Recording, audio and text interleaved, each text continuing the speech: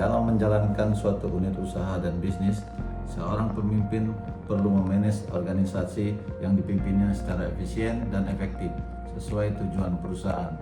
Sumber daya organisasi bisnis yang dikelola dapat diklasifikasi menjadi 4 bagian. Yang pertama, sumber daya manusia, sumber daya keuangan, aset fisik, dan informasi. Seluruh sumber daya tersebut harus dikelola dengan baik. Dalam proses manajemen mulai dari planning, decision making, organization, dan leading controlling. Dalam sistem perencanaan dan pengendalian perusahaan, manajemen harus mampu mengelola anggaran perusahaan dengan baik.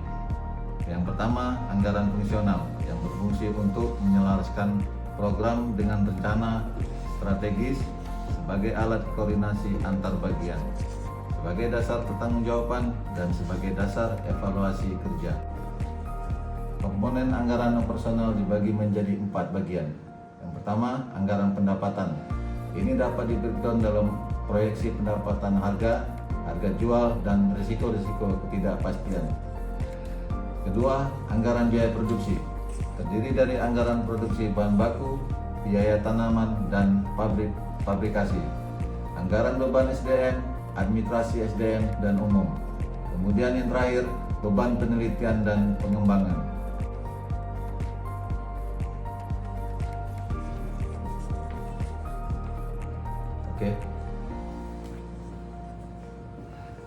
Dalam perjalanan bisnis perusahaan, organisasi manajemen nantinya akan dihadapkan pada permasalahan maupun risiko yang sifatnya strategis, taktis, maupun operasional. Untuk itu, seorang pemimpin diharapkan dapat berpikir secara sistem dan mampu memecahkan masalah untuk mengambil keputusan pada kondisi risiko dan ketidakpastian. Dalam pengambilan keputusan, ada beberapa langkah yang sebenarnya dapat kita ambil. Yang pertama, analisa masalah.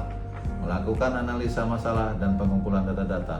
Ini bertujuan untuk mendapatkan akar dari suatu permasalahan. Yang kedua, menetapkan tujuan dan target. Semakin jelas kita mendeskripsikan masalah, semakin mudah kita untuk menetapkan target memecahkan masalahnya. Yang ketiga, melibatkan orang-orang yang tepat. Hal ini berguna untuk membuka kesempatan mendapatkan berbagai alternatif solusi. Kemudian yang keempat, menentukan pilihan alternatif terbaik. Hal ini dapat dilakukan dengan beberapa pilihan analisis. Kemudian yang keempat, menentukan pilihan alternatif yang terbaik.